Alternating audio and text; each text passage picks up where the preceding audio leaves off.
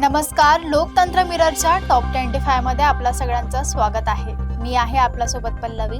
तर चला एक नजर टाकूया आजच्या ठळक बातम्यांवर। मान्सूनचा वेग मंदावला, राज्यातील शेतकरी आणि नागरिकांची चिंता वाढली।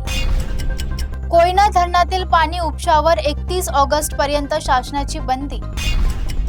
ठाकरे गटात पुन्हा ऑपरेशन टायगरची चर्चा, राजकीय हालचालींना वेग। जूनच्या पहिल्या पंधरवड्यात राज्यात 72% कमी पावसाची नोंद। कुस्ती परिषदेची संलग्नता रद्द कायम, शरद पवारांना मोठा धक्का। आरटीओ अधिकाऱ्यांच्या धमकीचा ऑडिओ व्हायरल, चौकशीचे आदेश जारी। 10 नद्यांवरील अनधिकृत पाणी उपशावर प्रशासनाची कठोर कार्यवाही। बार्शी टाकडीत 10 नगरसेवकांचा शिवसेनेत प्रवेश, राजकीय चर्चांना उधाण। आर्थिक वादातून बाप लेकाकडून सख्या भावाची हत्या। 42 लाख मराठा समाजाला आरक्षणाचा लाभ मिळणार, जरांगे यांचा दावा। मान्सून अद्यापही निष्क्रिय, राज्यातील पाणीसाठ्याबाबत चिंता कायम। 5 महिन्यानंतर भीमाशंकर मंदिर खुले, भाविकांची मोठी गर्दी। रनआउट वादात रोहित शर्माची चूक नाही, अश्विन यांचे स्पष्टीकरण। निधी मंजूर असूनही कराड विमानतळ विस्तारीकरणाची गती मंद।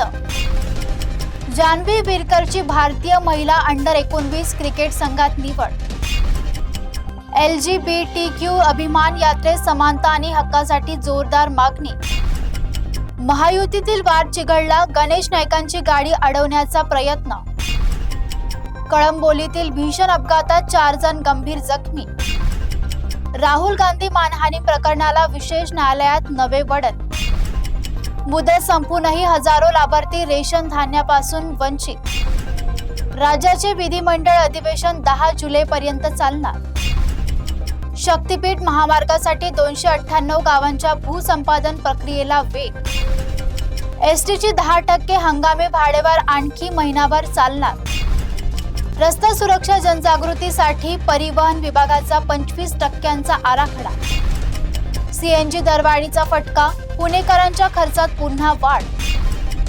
सध्या इतकाच, बघत रहा लोकतंत्र मिरर।